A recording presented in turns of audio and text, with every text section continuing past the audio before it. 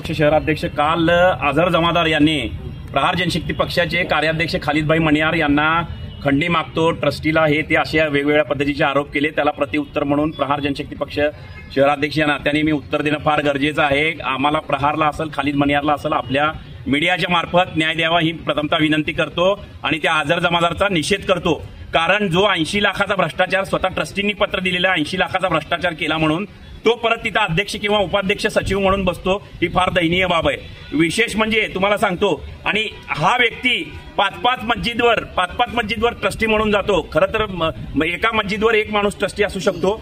असे वेगवेगळ्या पद्धतीचे महाभ्रष्टाचारी म्हणून त्याच्यावर आरोप झालेले आहेत। आरोप झालेले असताना आम्ही केलेलं करारपत्र आहे हे वेळोवेळी खालिद मणियार हा या बाबतीत की भाडं भरत होता, भाडं भरत असलेला पुरावा, त्याच्यानंतर ट्रस्टीने करून दिलेलं करारपत्र, हे ट्रस्टीने करून दिलेलं करारपत्र आहे बघा, हे करारपत्र हे तर खोटं नाही। त्यांनी म्हटलं की जागा कब्जा केलेले काय पुरावे नाही, हा सगळ्यात मोठा पुरावा आहे। आणि त्यांनी काय म्हटलेलं आहे, खालिद मणियार खंडणीखोर, समाजकंटक, राजद्रोह तर कधी केला नाही, खंडी मागितला तर तुझ्याजवळ पुरावे दे।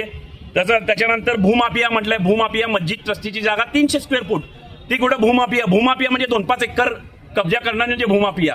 आज मला दयनीय म्हणजे फार खेद वाटतोय की एका हिंदू माणसाने या ट्रस्टीमध्ये हे घालून, लक्ष घालून की जेणेकरून आम्हाला न्याय देण्याचं किंवा न्याय मागण्याची ही जी भूमिका आहे, तुम्हाला जेणेकरून सांगतो की खरंच खालिद मणियारवर हे झालेले आरोप, याचा मागचं षडयंत्र कोण करत आहे, याचा मागचा झारीचा सूत्रधार कोण आहे हे पोलीस खात्याने आणि ह्यांनी हुडकलं पाहिजे। त्यांच्यावर वेळोवेळी आरोप झालेले आहेत आणि काही पत्रकारांनी बातम्या लावल्या, मी पत्रकारांवर आक्षेप करत नाही, ती जी बाजू आहे ती न बघता लावली, हे आम्ही पुरावे दिलेले आहेत, तुमच्या समोर सादर केलेले आहेत। 2024ला रजिस्ट्रेशन जरी संपलेलं आहे, वक्फ बोर्डाकडे मागणी केलेली आहे खालिद मणियारनी की आम्हाला या ट्रस्टीकडनं न्याय मिळत नाही, म्हणून ते कोर्टात गेलेले आहेत। कोर्टापेक्षा कोणी मोठं नाहीये, कोर्टात गेलेली असताना बाब असताना सुद्धा यांनी जे काही आमच्यावर आरोप केलेले ते बेबुनियाद आहे आणि त्या आरोपाचा आम्ही पर्दाफाश केलेला आहे।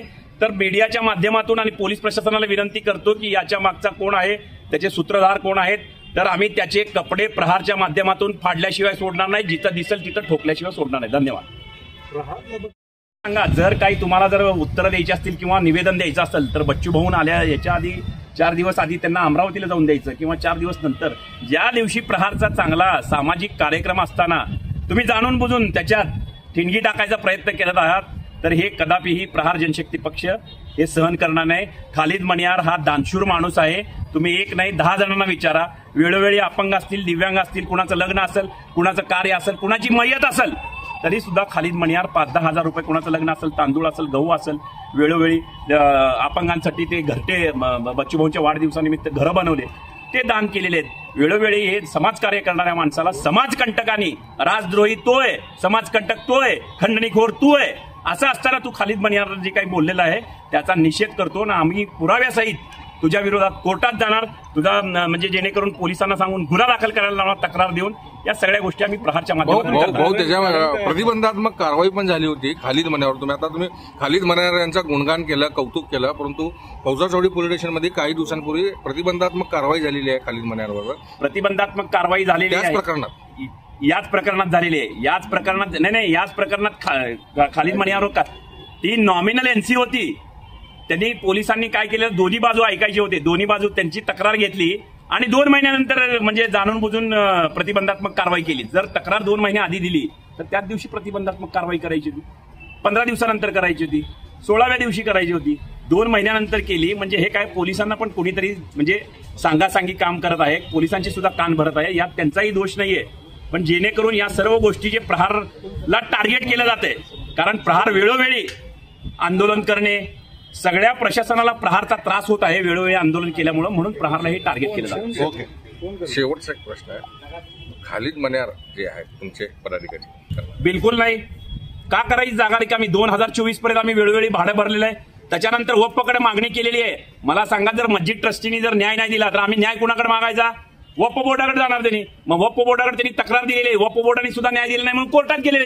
मग कोर्टापेक्षा कोण मोठं आहे का? जोपर्यंत कोर्टाचा निर्णय लागत नाही तोपर्यंत आम्ही वेळोवेळी त्यांना भाडं देऊ, नसेल कोर्टात जमा करू, आम्ही भाडं त्यांना देणार नाही। पण हे मस्जिद ट्रस्टी यांच्या विरोधात 10 जणांच्या तक्रारी आहेत, हेच खंडणीखोर आहेत, हेच समाजकंटक आहेत। आपल्या मस्जिदचे विषय तिथं मस्जिदमध्ये बसून मिटवायचे सोडून हे असं चव्हाट्यावर आणण्याचा त्यांनी प्रयत्न केलेला आहे। प्रहारला यामध्ये मध्ये खेचलेलं आहे। आदरणीय बच्चूभाऊंसमोर हा विषय झालेला आहे, त्यामुळे बच्चूभाऊंनी सांगितलेले की या गोष्टीची शहानिशा करून खालिद मणियारचे कागदपत्र घेऊन मला पाठवा. मी पाठवलेले आहेत प्रहार जनशक्ती म्हणजे खालिद मणियारकर बिलकुल कुठल्याही पद्धतीची चूक नाही. 4 ते 5 महिने झाला तरी भाडं घ्यायला तयार नाहीत म्हणून आम्ही वक्फ बोर्डाकडे गेलो. वक्फ बोर्डाने न्याय दिला नाही म्हणून आम्ही गेलो कोर्टात. धन्यवाद. ओके.